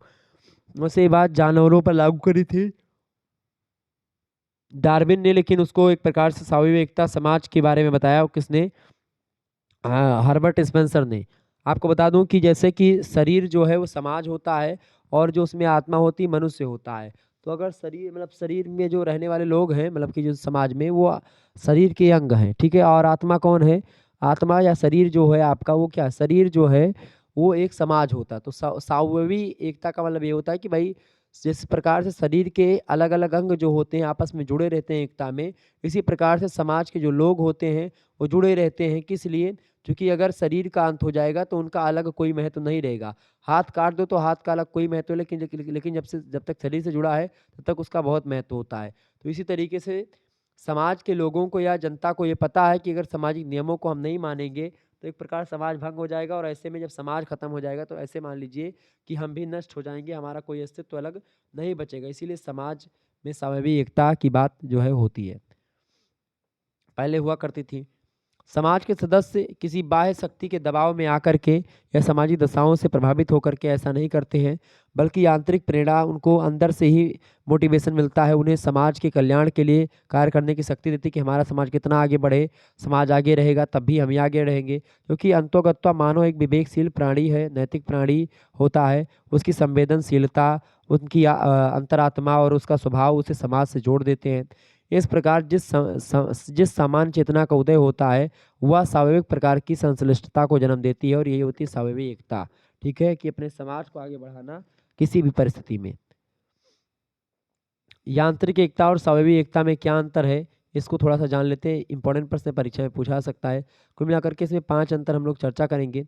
पहला अंतर है, यांत्रिक एकता जो होती है ये व्यक्ति को सीधे समाज से जोड़ देती है। तो यांत्रिक एकता व्यक्ति को सीधे समाज से जोड़ देती है, जबकि स्वाभाविक एकता में सदस्यों की पारस्परिक निर्भरता उन्हें से अप्रत्यक्ष रूप से जोड़ती है कि भाई व्यक्ति परस्पर आपस में आत्मनिर्भर होते हैं, एक दूसरे पर डिपेंड होते हैं और इसके द्वारा वो अप्रत्यक्ष रूप से समाज से उसको जोड़ दिया जाता है या जोड़ देती है सामाजिक मतलब स्वाभाविक एकता, जबकि यांत्रिक एकता व्यक्ति को सीधे समाज से जोड़ती है। ठीक है। दूसरी बात, यांत्रिक एकता समाज में सामूहिक रूप से प्रकट होती है। ठीक है, सामूहिक रूप से प्रकट होती है, जबकि स्वाभाविक एकता जो होती है उसके कार्यों में भिन्नता और विशेषीकरण भी पाया जाता है। इसके अलावा यांत्रिक एकता का आधार समाज में व्याप्त समानता होती है। ठीक है, और स्वाभाविक एकता का आधार भिन्नता और विशिष्टता होती है किसी भी समाज की। इसके अलावा यांत्रिक एकता की अभिव्यक्ति दमनकारी कानूनों से होती है। दमनकारी जो कानून सरकार के द्वारा बनाए जाते हैं, तो एक यांत्रिक एकता उसी के द्वारा मतलब कानूनों से डर के लोग करते हैं, जबकि स्वाभाविक एकता की प्रतिकारी कानूनों में होती है और स्वाभाविक एकता आंतरिक तरीके से आती है। ठीक है, यांत्रिक एकता सामूहिकता पर बल देती है, तो स्वाभाविक एकता व्यक्तिगत स्वतंत्रता और भिन्नता इन सभी पर बल देती है। तो स्वाभाविक एकता और यांत्रिक एकता दोनों में अंतर है, ये 5 अंतर आप लिख लीजिएगा ध्यान से इसको। आगे देखिएगा, अगला प्रश्न आपकी स्क्रीन पर आ चुका है। 17वां नंबर प्रश्न है, आत्महत्या की परिभाषा दीजिए। आत्महत्या की बात की है तो दुर्खीम ने आत्महत्या का सिद्धांत दिया और आत्महत्या नाम की एक पुस्तक लिखी, ग्रंथ लिखा, उसका प्रकाशन 1897 में हुआ, इमाइल दुर्खीम ने लिखा था। इस ग्रंथ में दुर्खीम ने समाजशास्त्रीय दृष्टिकोण का तथ्यात्मक प्रमाण प्रस्तुत करने का प्रयत्न किया है। आत्महत्या को परिभाषित करते हुए दुर्खीम ने लिखा कि आत्महत्या शब्द मृत्यु की उन समस्त घटनाओं के लिए प्रयोग किया जाता है जो स्वयं मरने वाले की जो सकारात्मक यानी पॉजिटिविटी या निगेटिविटी यानी निगेटिव क्रिया का प्रत्यक्ष या अप्रत्यक्ष परिणाम होती है, जिसके भावी परिणाम मृत्यु को वह जानता है कि भाई मृत्यु हमको होनी है, व्यक्ति को पता होता है और वो एक प्रकार से अपने किन्हीं कारणों के बस में क्या करता है, अपने प्राणों को दे देता है और मतलब खुद से ही अपने आप को मार देता है, वो होती है आत्महत्या। दुर्खीम की उक्त परिभाषा से आत्महत्या की कुछ विशेषताएं हमारे समक्ष निकल करके सामने आती हैं, उनको समझते हैं। इंपॉर्टेंट प्रश्न है, परीक्षा में आ सकता है, लघुत्तरीय लघुत्तरीय दीर्घोत्तरीय में, तो आप ध्यान से अगर पढ़े रहेंगे तो इन चीज़ों को लिख देंगे तो आपका काम हो जाना है। ठीक है, देखिए दुर्खीम की जो परिभाषा है उसकी आत्महत्या की विशेषताएं, जैसे पहली विशेषता है आत्महत्या जो होती है स्वयं मरने वाली क्रिया का परिणाम होती है, मतलब जो स्वयं मरने वाला होता है उसके द्वारा ही आत्महत्या करी जाती है, पहली बात। दूसरी बात, व्यक्ति इच्छापूर्वक अपने सोच विचार करके वो अपने आप पर हमला करता है, आत्मघात करता है और वह अपनी क्रिया के परिणाम को जानता है कि मैं मृत्यु को प्राप्त हो जाऊंगा। तीसरी विशेषता यह है कि आत्महत्या करने वाला व्यक्ति अपनी क्रिया के परिणामों को पहले से ही जानता है और वह यह भी जानता है कि वह जो कुछ कर रहा है उसका निश्चित परिणाम क्या होता है, मृत्यु होती है। क्लियर। और इसके अलावा चौथी विशेषता ये है आत्महत्या की कि आत्महत्या पूर्व निश्चय पूर्वक जानबूझ करके की जाने वाली आत्मघाती क्रिया का एक परिणाम होती है। और इस संदर्भ में दुर्खीम ने आत्महत्या को एक सामाजिक तथ्य के रूप में प्रकट किया है। सामाजिक तथ्य होता है, सोशल फैक्ट है एक। ठीक है, आत्महत्या, और आत्महत्या सामाजिक एक प्रकार से सामाजिकता के द्वारा एक प्रकार से उत्पन्न होती है। सामाजिक लोक लाज भय के कारण से लोग जो है आत्महत्या करते हैं। क्लियर, कि समाज क्या कहेगा। 18 नंबर क्वेश्चन आपकी स्क्रीन पर आ चुका है। प्रश्न, आत्महत्या के प्रकारों को बताइए। दुर्खीम ने आत्महत्या के कई प्रकार बताए हैं, मुख्य रूप से 3-4 प्रकार बताए हैं। हालांकि यहाँ पर 4 प्रकार आपको दिखाई पड़ेंगे, 3 प्रकार वैसे पहले हुआ करते थे, लेकिन अब नवीन शोधों के अकॉर्डिंग 4 प्रकार आप देख लीजिए। तो कई प्रकार बताए हैं। पहला, अहंगवादी आत्महत्या। अहंगवादी आत्महत्या क्या है, आत्महत्या के प्रकार आपसे पूछेगा। तो अहंगवादी आत्महत्या जो है वो उसका मतलब होता है समाज में अतिशय व्यक्तिगता की स्थिति जो होती है आत्महत्या की दर में वृद्धि कर देती है, और यही अहंगवादी आत्महत्या होती है। जब व्यक्तिगता बहुत ज़्यादा बढ़ जाती है कि भाई व्यक्ति अपने अपने हिसाब से सब काम करते हैं, कोई व्यक्ति किसी का मदद नहीं करता, समाज की कोई भूमिका नहीं रह पाती है, तो अतिशय व्यक्तिगता जब हो जाती है कि भाई व्यक्ति स्वतंत्र होकर के इतनी ज़्यादा, तो आत्महत्या की दर में वृद्धि हो जाती है, और यही अहंगवादी आत्महत्या होती है। दूसरी बात, परार्थवादी आत्महत्या। अत्यधिक समाजीकरण की स्थिति में की जाने वाली आत्महत्या परार्थवादी आत्महत्या होती है। समाजीकरण मतलब होता है सोशलाइजेशन, यानी सामाजिकता उसमें कूट कूट करके क्या होती है कि भाई सामाजिक लोगों के द्वारा या सामाजिकता में अगर वो अपने क्रियाकलापों को सही तरीके से नहीं कर पाता तो ऐसी स्थिति में। ठीक है, तीसरी होती है आदर्शहीन आत्महत्या। आदर्शहीन आत्महत्या में क्या होता है कि समाज के जो नियम होते हैं अगर वो आप आप सामाजिक नियम की हीनता कर दे, सामाजिक नियम को फॉलो ना कर पाएँ। आकस्मिक परिवर्तन में निराशा की परिस्थिति में स्थिति में जो आत्महत्या करी जाती है वो आदर्शहीन आत्महत्या होती है कि सामाजिक नियम कायदे, सामाजिक नियम के विरुद्ध आप चले जाएँ, कोई गलत काम कर दें, तो समाज क्या कहेगा इसको सोच कर के आप लोग मर जाते हैं। कि आप लोग नहीं, कि जो लोग मर जाते हैं, वो आत्महत्या कही जाती है आदर्शहीन आत्महत्या। क्लियर? आगे देखिएगा, चौथा प्रश्न है, चौथा टॉपिक आत्महत्या का प्रकार है वो घातक आत्महत्या। अत्यधिक नियंत्रण अगर किसी पर आप रखोगे तो घातक आत्महत्या। आदर्शवादिता, कठोर नियम का पालन, ये सब आत्महत्या के कई सारे उत्तरदायी कारण होते हैं जिसके कारण से लोग आत्महत्या करते हैं। क्लियर? तो ये सब होता है। 4 प्रकार की आत्महत्या: अहिंगवादी आत्महत्या, परार्थवादी और हीन और घातक आत्महत्या। आगे देखिएगा, अगला प्रश्न आपकी स्क्रीन पर आ चुका है। प्रश्न बड़ा ही इंपॉर्टेंट है। 19 नंबर प्रश्न आपसे कह रहा है, प्रश्न है कि कानून और एकता क्या होती है? दुर्खीम ने 2 प्रकार के कानूनों का उल्लेख किया है। पहला कानून है दमनकारी कानून, दूसरा है प्रतिकारी कानून। दमनकारी कानून वे सार्वजनिक कानून होते हैं जो व्यक्ति और राज्य के संबंधों का नियमन करते हैं, उसको आगे बढ़ाते हैं। राज्य और व्यक्ति के क्या संबंध होंगे उसको आगे बढ़ाना, ये दमनकारी कानून के अंतर्गत आता है। और इसमें व्यक्ति के बजाय सामूहिक हितों पर अधिक ध्यान दिया जाता है, ये होता है दमनकारी कानून। प्रतिकारी कानून जो होता है, इन कानूनों के द्वारा व्यक्तियों के पारस्परिक संबंधों में उत्पन्न जो असंतुलन होता है उसमें सामान्य स्थिति पैदा करना होता है। इसके अंतर्गत दीवानी कानून, व्यावसायिक कानून, संवैधानिक और प्रशासनिक कानून, ये सब प्रतिकारी कानूनों के अंतर्गत आते हैं, ये ध्यान रखेंगे। तो उक्त दोनों प्रकार के कानून 2 प्रकार की सामाजिक एकता उत्पन्न करते हैं। एक दमनकारी कानून जो होते हैं वो व्यक्तियों में व्याप्त समानता का प्रतीक है दमनकारी कानून। ठीक है? और इसके द्वारा एकता उत्पन्न एकता को दुर्खीम ने यांत्रिक एकता कहा है। तो जो दमनकारी कानूनों के द्वारा जो समाज में एकता होती है उसको दुर्खीम ने यांत्रिक एकता कहा है। और प्रतिकारी कानून जो होते हैं उनका संबंध विभिन्नताओं और श्रम विभाजन से होता है, और ये जिस प्रकार की एकता को प्रकट करते हैं उसे दुर्खीम स्वाभाविक एकता कहते हैं। तो ये होगा स्वाभाविक एकता और एक प्रकार से यांत्रिक एकता, यानी कानून और एकता में कुछ अंतर। आगे देखिएगा, अगला क्वेश्चन आपकी स्क्रीन पर आ चुका है। 20 नंबर प्रश्न, दंड क्या है? बताएं, फटाफट से बताएं, बढ़िया प्रश्न है। दंड क्या है बताएं? तो दुर्खीम ने दंड की व्याख्या कानून और अपराध के संदर्भ में करी है। अपराध की प्रकृति या नेचर और मात्रा दंड की प्रकृति और मात्रा को निश्चित करती है। दुर्खीम के अनुसार दंड की प्रकृति का स्रोत सामाजिक चेतना होती है। दंड समूह की वह प्रतिक्रिया होती है जो उस व्यक्ति के विरुद्ध उत्पन्न होती है जो सामूहिक भावनाओं पर आघात करता है, सामूहिक नियम कायदों को नहीं मानता है। ठीक है? तो इस प्रकार दंड प्रतिशोध की एक भावना होती है या प्रतिशोध का परिणाम होती है। प्रतिशोध का ही दंड का एक आधार बनता है। दंड जो होता है एक सामाजिक तथ्य होता है। दुर्खीम कहते हैं दंड की परिभाषा को देते हुए कि दंड जो होता है अनिवार्य रूप से क्रमिक गंभीरता की भावात्मक प्रक्रिया होती है जिसका प्रयोग समाज किसी संस्था के माध्यम से अपने उन सदस्यों के विरुद्ध करता है जिन्होंने आचरण के किन्हीं नियमों का उल्लंघन किया है।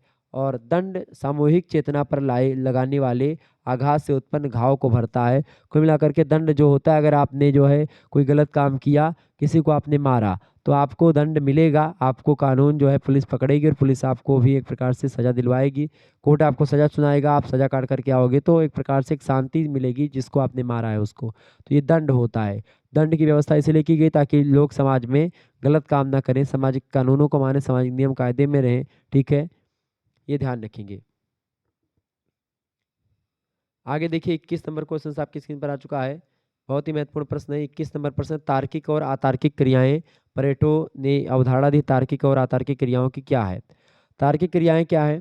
तार्किक क्रियाएं वे क्रियाएं हैं जिनमें तार्किक आधार पर साध्य और साधन के बीच में सामंजस्य स्थापित होता है और इसका आधार अनुभव तर्क का प्रयोग होता है। ये क्रियाएं अनुभव सिद्धि के कारण वास्तविक और प्रमाणिक मानी जाती हैं।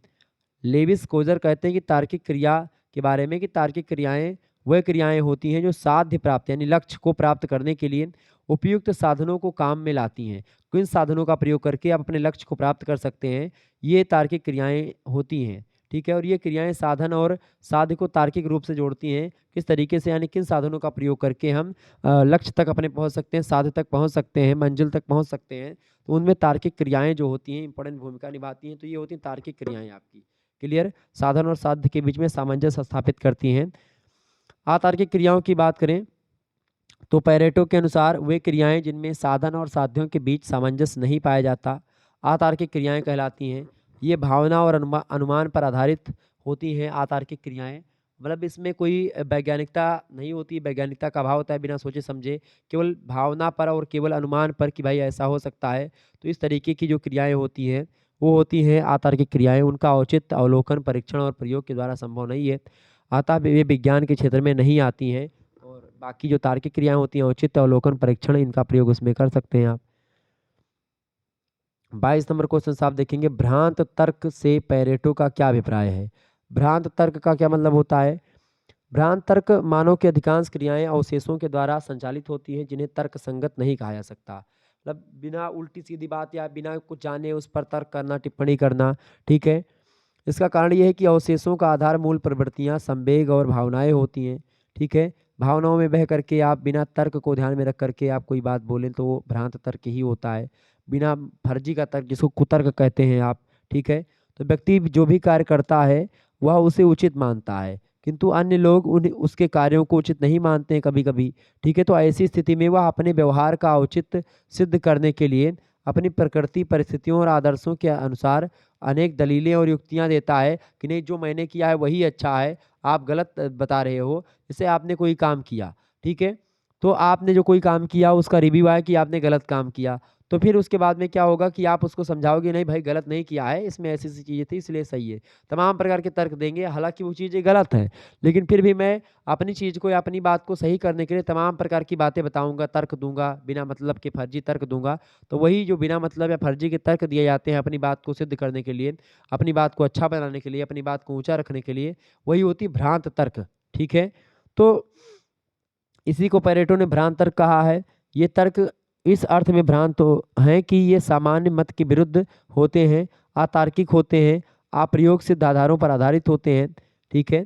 फेयरचाइल्ड कहते हैं, एचपी फेयरचाइल्ड, कि भ्रांत तर्क क्रियाओं का वह व्यापक क्षेत्र है जिसके द्वारा मनुष्य व्यवहार की तार्किकता या औचित्य के संबंध में स्वयं और अपने साथियों को समझाने या विश्वास दिलाने का प्रयास करते हैं। पैरेटो ने भ्रांत तर्क को अवशेषों की अपेक्षा अधिक अस्थिर, विविध, परिवर्तनीय तथा परस्पर विरोधी माना है। प्रचार, विज्ञापन या फैशन सामान्यतः भ्रांत तर्कों पर ही आधारित होते हैं। पैरेटो की मान्यता है कि प्रगति, संगठन, न्याय, समानता, प्रजातंत्र, समाजवाद, राष्ट्रीयता और मानवता का धर्म आदि के संबंध में प्रतिपादित अवधारणाएं और सिद्धांत तर्कों पर ही आधारित होते हैं और वे अवैज्ञानिक होते हैं। मतलब अवैज्ञानिक है। तो जो तर्क एक प्रकार से बिना मतलब के होते हैं, फर्जी होते हैं, अपनी बात को आगे रखने के लिए, ऊँचा रखने के लिए, सिद्ध करने के लिए जो तर्क दिए जाते हैं, तमाम प्रकार की दलीलें दी जाती हैं। समाज के विरुद्ध आपने काम किया, फिर भी आप समाज के पर ही उँगली उठा रहे हैं। अपनी बात को नहीं, मतलब अपनी बात को ऊँचा रखने के लिए आप समाज की बात या जो सभी लोगों की बात है उसको नकार रहे हैं, तो वो होता है भ्रांत तर्क। क्लियर?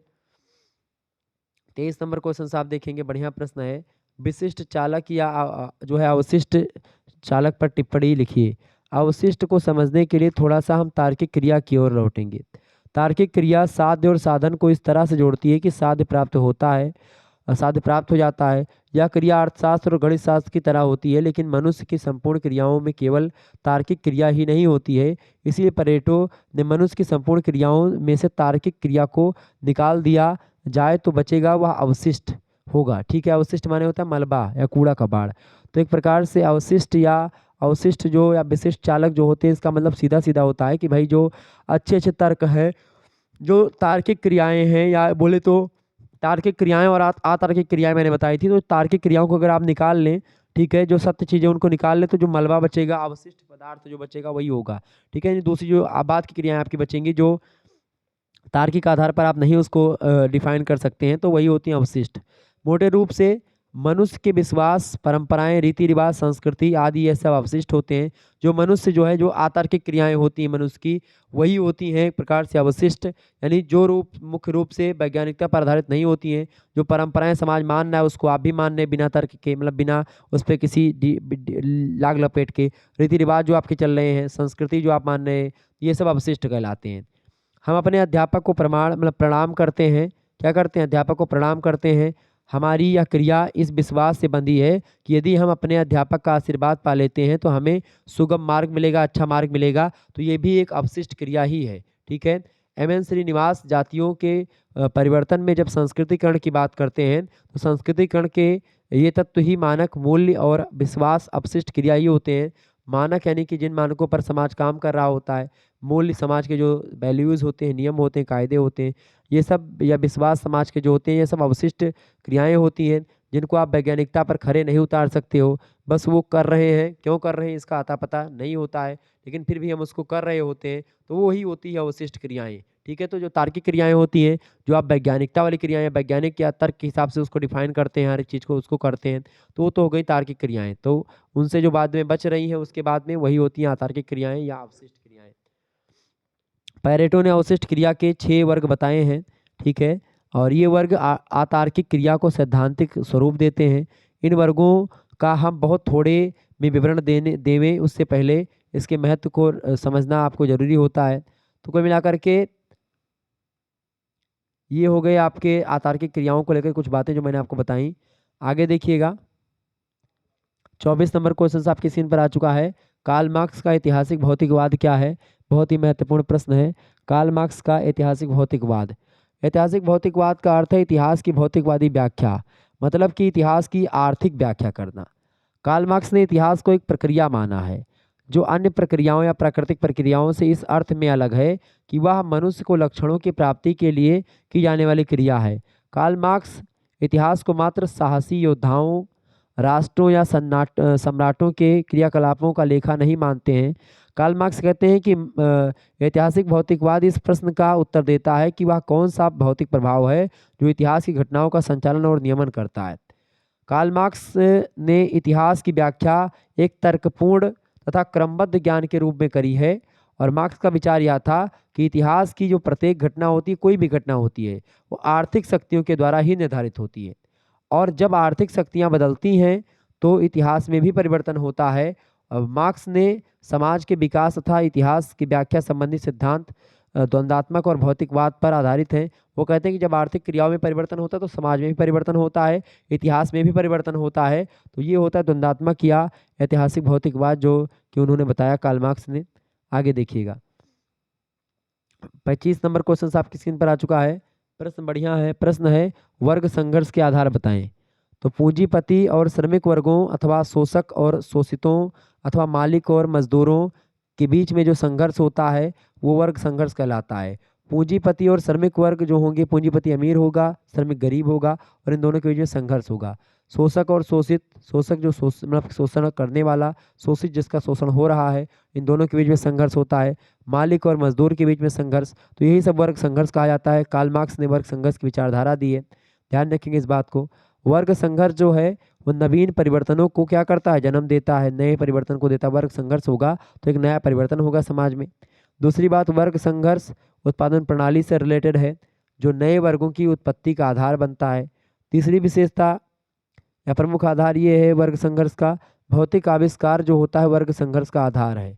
भौतिक आविष्कार जो नए नए हो रहे हैं, टेक्निक्स का विकास हो रहा है, वो सब क्या है, वर्ग संघर्ष का आधार के रूप में काम करते हैं। फैक्ट्रियों का जो विकास या तमाम प्रकार के टेक्नोलॉजी का विकास है, ये सब वर्ग संघर्ष के आधार हैं। इसके अलावा शोषक वर्ग के द्वारा निर्मित समाज व्यवस्था में अस्थायित्व तो नहीं होता है।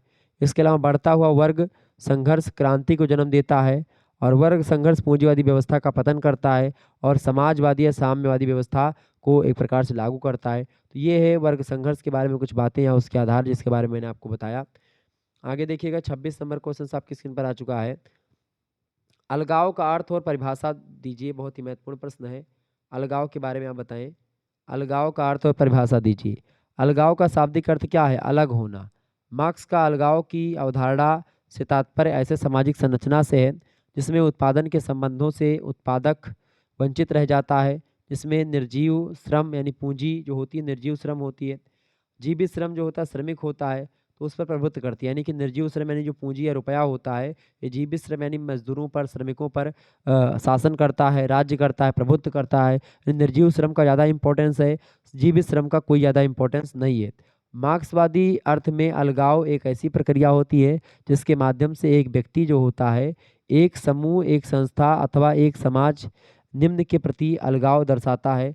तो कुल मिलाकर के दो चीज़ें होती हैं, एक निर्जीव श्रम और एक होता है जीवित श्रम। निर्जीव श्रम में पूंजी और जीवित श्रम में श्रमिक होते हैं। हमेशा आप देखते हैं निर्जीव जो श्रम होता है वो जीवित श्रम पर अधिकार करता है, प्रभुत्व जमाता है। तो अपने कार्यों के परिणाम अथवा उत्पादों के प्रति अलगाव दर्शाता है, वातावरण के प्रति अलगाव, इसके अलावा अन्य व्यक्तियों के प्रति, स्वयं के प्रति, तो ये सब अलगाव एक प्रकार से दर्शाता है।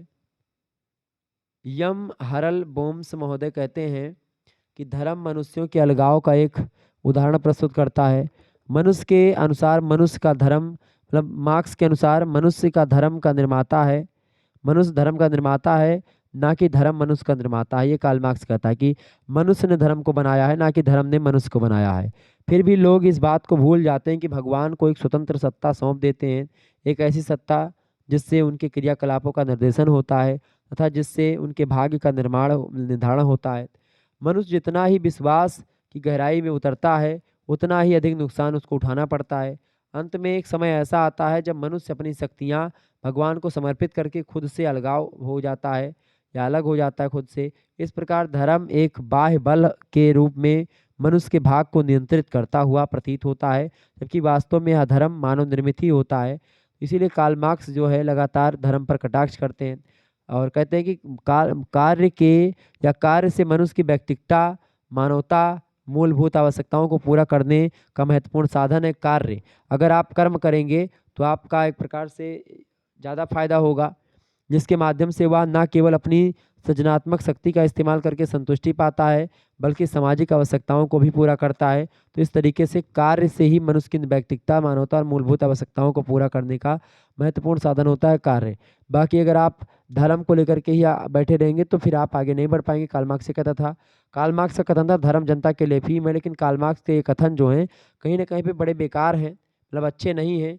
और समाज में केवल और केवल जो है केवल कर्म ही इम्पोर्टेंट नहीं होता, कर्म के साथ साथ आपका भाग्य भी इम्पोर्टेंट होता है कुछ ना कुछ मात्रा में। और लेकिन ये धर्म को या भाग्य को नकार देता है। धर्म में जो बताए गए मार्ग हैं वही कर्म होते हैं, ठीक है। तो कर्म को करना, कैसे कर्म को करना, जो धर्म के बताए हुए मार्ग पर चल करके कर्म को करना। अब कोई भी कर्म करके आप पैसे कमा रहे हो तो फिर उसका कर्म करने का कोई मतलब नहीं है। कर्म केवल ही मतलब ये नहीं होता कि कर्म करने से ही आपको एक प्रकार से आप आगे बढ़ेंगे, आपकी चीज़ें अच्छी होंगी। आप कैसा कर्म कर रहे हैं ये डिपेंड करता है, और कैसा कर्म करें आप, कैसा ना करें, इस बात को कौन डिनोट करता है? वो धर्म बताता है आपको। धर्म जनता के लिए अफीम कैसे हुआ? धर्म तो जनता के लिए एक प्रकार से एक मुरब्बे की भांति है, जो जितना खाओगे उतना ज़्यादा ऊर्जा, एनर्जी और अच्छाई या मिठास महसूस होगी, ठीक है। 27 नंबर क्वेश्चन आप देखेंगे, बढ़िया प्रश्न है। वीडियो को लाइक और चैनल को सब्सक्राइब कर दीजिएगा। आप सभी लोग, जितने भी लोग देख रहे हैं, फटाफट से इस सेशन को शेयर कर दीजिएगा अपने सभी दोस्तों के पास। चले, प्रश्न 27 नंबर। प्रश्न क्या है? सामाजिक क्रिया से क्या तात्पर्य है बताइए। मैक्स वेबर ने सामाजिक क्रिया की अवधारणा दी है। मैक्स वेबर ने सामाजिक क्रिया को समाजशास्त्र की केंद्रीय अध्ययन की विषय वस्तु माना। मैक्स वेबर कहते हैं कि समाजशास्त्र वह विज्ञान है जो सामाजिक क्रिया का मतलब अर्थपूर्ण बोध कराने का प्रयत्न करता है। सामाजिक क्रियाएं होती हैं, जो सोशल एक प्रकार से जो क्रियाएं होती हैं उनको जानने का या उनको समझने का प्रयत्न करवाता है समाजशास्त्र, जिससे कि इसकी सामाजिक क्रिया, गतिविधि तथा परिणामों की कारण सहित व्याख्या प्रस्तुत की जा सकती है। इस प्रकार से स्पष्ट है कि मैक्स वेबर सामाजिक क्रिया को ही समाजशास्त्र की अध्ययन वस्तु मानते हैं, और समाजशास्त्र के क्षेत्र यानी कि उसके स्कोप, सोशियोलॉजी की और प्रकृति की जानकारी सामाजिक क्रिया के अभाव में यानी सामाजिक क्रिया की कमी में संभव नहीं है। यानी सामाजिक क्रिया को अगर आप हटा दें तो ना तो समाजशास्त्र की प्रकृति और ना ही समाजशास्त्र के क्षेत्र को आप समझ पाएंगे या विषय वस्तु को। क्लियर? सामाजिक क्रिया के संबंध में मैक्स वेबर लिखते हैं कि किसी क्रिया को सामाजिक क्रिया तभी कहा जा सकता है जबकि इस क्रिया को करने वाले व्यक्ति या व्यक्तियों के द्वारा लगाए गए व्यक्तिनिष्ठ अर्थ के कारण यह क्रिया दूसरे व्यक्तियों के व्यवहार के द्वारा प्रभावित और उसी के अनुसार उसकी गतिविधि निर्धारित हो। तो ये होती है सामाजिक क्रिया। स्पष्ट है कि किसी क्रिया को सामाजिक क्रिया कहलाने के लिए यह आवश्यक होता है कि वह अन्य व्यक्तियों की क्रियाओं से प्रभावित हो। तो अन्य व्यक्तियों की क्रियाओं से अगर प्रभावित होगी तो वही सामाजिक क्रिया हो जाएगी। अगर अन्य व्यक्तियों से प्रभावित नहीं है, सामाजिक क्रिया फिर उसको नहीं कहेंगे। आगे देखिएगा, अगला क्वेश्चन आपकी स्क्रीन पर आ चुका है। 28 नंबर प्रश्न है, बहुत ही महत्वपूर्ण प्रश्न है परीक्षा की दृष्टि से आपके। देखिएगा, वीडियो को लाइक और चैनल को सब्सक्राइब करते रहिएगा। 28 नंबर प्रश्न है, मैं, मुझे और स्व की अवधारणा व्यक्त करें, यानी कि आई, मी एंड सेल्फ के बारे में बताएं। तो मीड जो है उन्होंने कूले की तरह समाज एवं मनोविज्ञान दृष्टिकोणों का समन्वय किया। और आपको बता दूं, मीड ने मैं, मुझे और स्व की अवधारणा दी, ठीक है। ये बात ध्यान रखेंगे।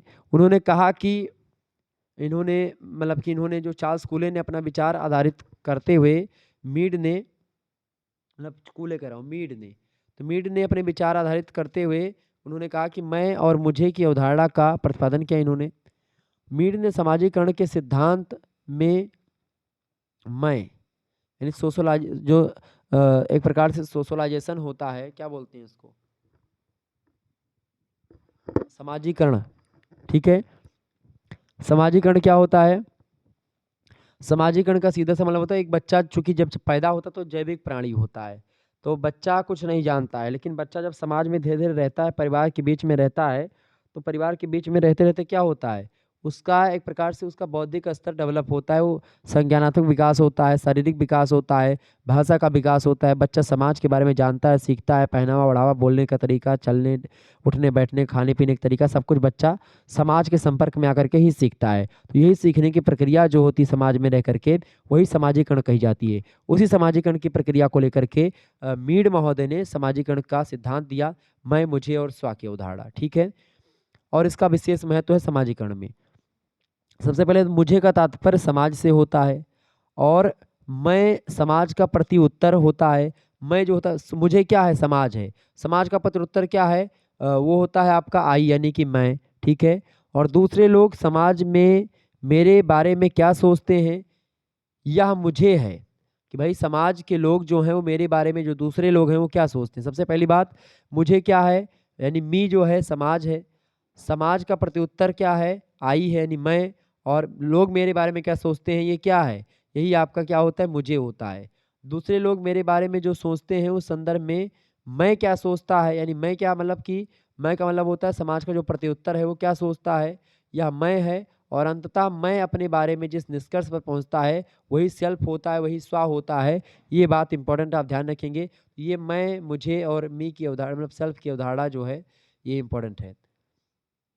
29 नंबर क्वेश्चन आप देखेंगे, मैं व्यक्ति की संवेदना है स्पष्ट करें।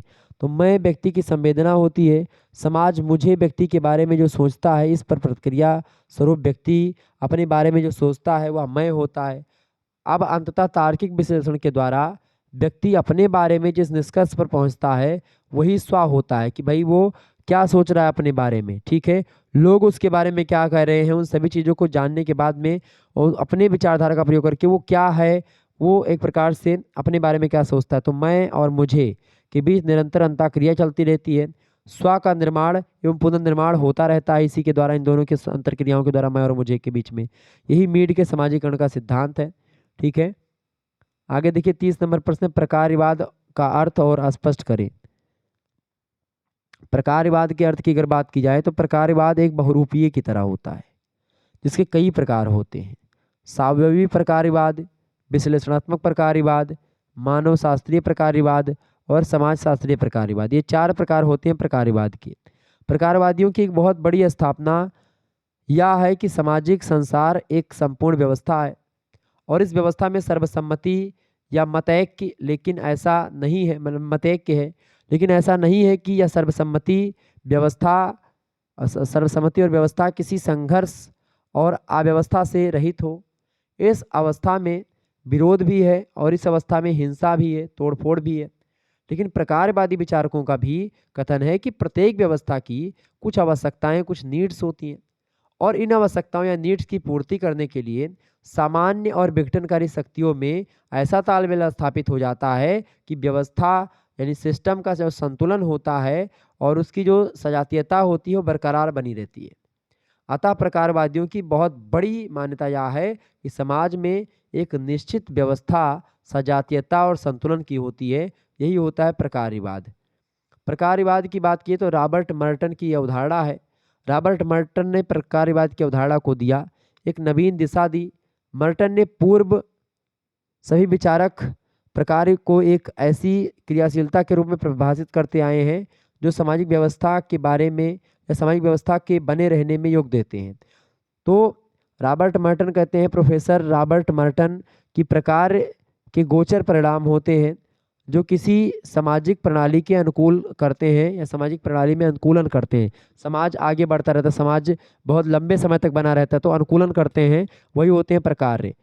किंतु सभी प्रकार के प्रकार हो सकते हैं। सामाजिक प्रणाली में अनुकूलन के लिए अवरोध पैदा करेंगे। इस प्रकार के योगदान में मर्टन को मतलब अनुकूलन में, सामाजिक अनुकूलन में, सामाजिक प्रणाली के अनुकूलन में अगर कोई चीज़ बाधा उत्पन्न करती है तो उसी को आकार्य कहा किसने? मर्टन महोदय ने। मर्टन के अनुसार प्रकार शब्द का उपयोग अनेक अर्थों में किया जाता है, किंतु मर्टन ने प्रकार के केवल 2 आधारभूत अर्थों को स्वीकार किया है। पहला, एक स्वाभाविक व्यवस्था के रूप में प्रकार, दूसरा स्वाभाविक व्यवस्था के अंतर्गत परिणामों के रूप में प्रकार। ये 2 प्रकार के रूप में उन्होंने व्यवस्था करी है। यानी समाज में जो बच्चा अनुकूलन करना सीखता है या कोई व्यक्ति अनुकूलन करना सीखता है, वो भी प्रकार का ही एक प्रकार से होता है, प्रकार के द्वारा ही, लेकिन उसके बीच में जो कोई बाधा उत्पन्न होती है तो उसी को आकार्य कहा जाता है। ये बात ध्यान रखेंगे। 32 नंबर क्वेश्चन आप देखेंगे, मध्य सीमा सिद्धांत क्या है? आप मॉडल पेपर भी देख लीजिएगा, हमारे चैनल पर पड़ा हुआ है, इंपॉर्टेंट मॉडल पेपर है परीक्षा की दृष्टि से, ठीक है। मध्य सीमा सिद्धांत क्या है? मध्य सीमा सिद्धांत में सामाजिक घटना के विविध पक्षों का अध्ययन करा जाता है।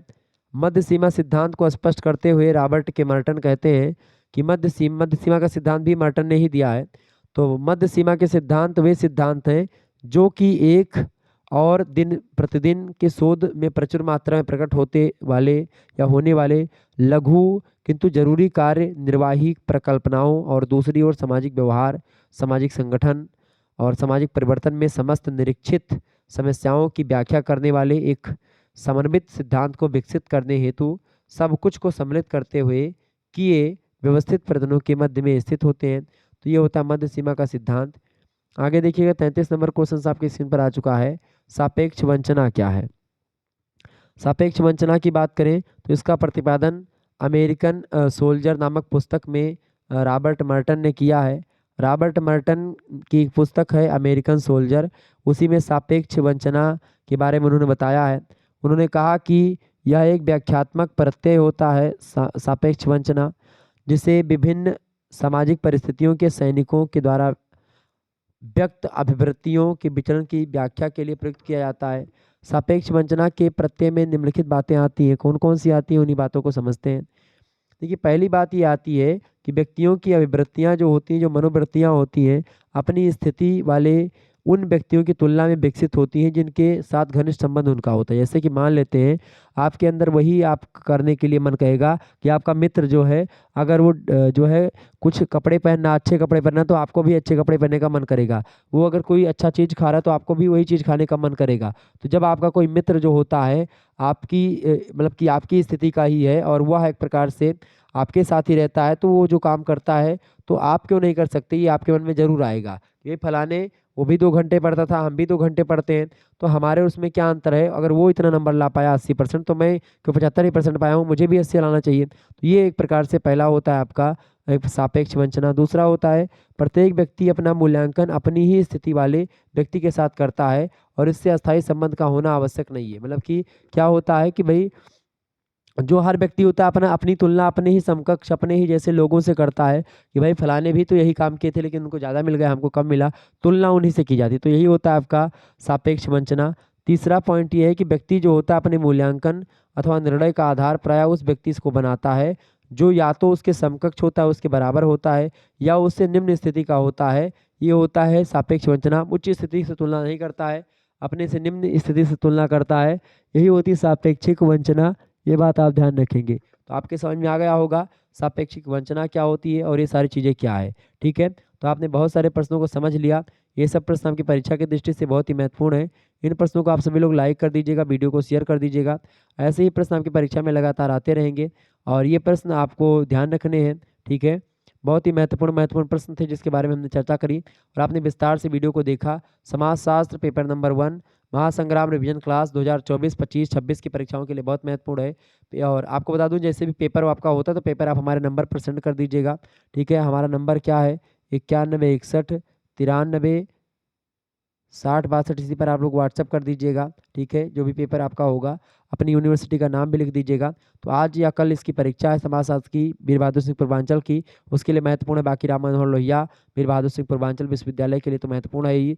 और इसके अलावा सिद्धार्थ विश्वविद्यालय, कानपुर विश्वविद्यालय, महात्मा गांधी काशी विद्यापीठ, भीमराव अम्बेडकर विश्वविद्यालय, ठीक है, और सुहेलदेव यूनिवर्सिटी और भी तमाम प्रकार के विश्वविद्यालय के लिए बहुत महत्वपूर्ण है। प्रोफेसर रज्जू भैया, ठीक है, इन सभी के लिए बहुत ही महत्वपूर्ण ये पेपर है। आप लोग इस पेपर में बताए गए मतलब कि इस महासंग्राम वीडियो में जो बताए गए प्रश्न हैं उनको आप तैयार कर लीजिएगा, आपकी परीक्षा की दृष्टि से बेहद ही महत्वपूर्ण है, बहुत ही महत्वपूर्ण है, ठीक है।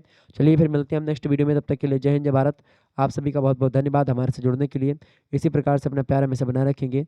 Okay, good night, all of you, बहुत बहुत धन्यवाद। वीडियो को लाइक कर दीजिएगा, चैनल पर नए हैं तो सब्सक्राइब कर दीजिएगा, क्योंकि इसी प्रकार से हर एक सब्जेक्ट की वीडियो आपके समक्ष आती रहती है। ओके, तो इसलिए आप लाइक सब्सक्राइब कर दें। धन्यवाद।